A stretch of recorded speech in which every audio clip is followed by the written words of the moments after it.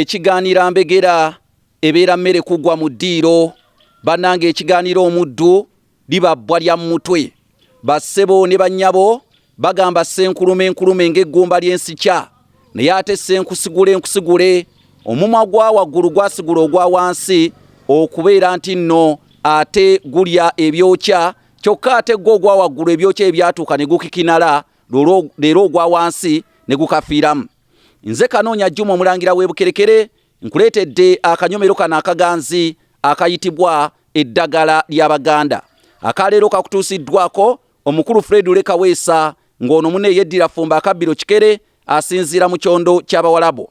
Olwaleero ndi wano ku mutula abamu baguyita omuyaji bwe buno obutula obuyitibwa bukatunkuma naye omutula guno guliko eddagala.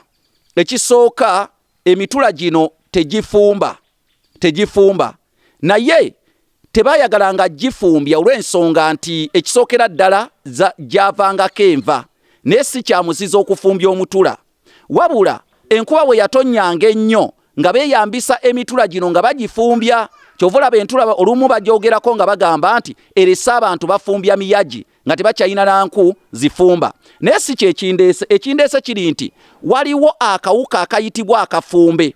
Akawuka kano kabeera ku nku senga okeekoonako kakkuba ekisu ky'amaanyi nnyo akawuka akayitibwa akafumbe. Kati Abaganda guno omutula guliko oba omuyaji guliko eddagala bagwetooloola emirundi 7 okwegobako olusu oluva kawuka akayitibwa akafumbe. Mbawadde ekikolo n'eddagala bw'ofunanga olusu oluva kawuka akayitibwa akafumbe weetooloolanga mutula guno emirundi 7. Abaganda bajja n'olugero olugamba oba aliwo n'enjogera egamba nti Abaganda balogo beetooloola emiyaji nti baloga kafumbe.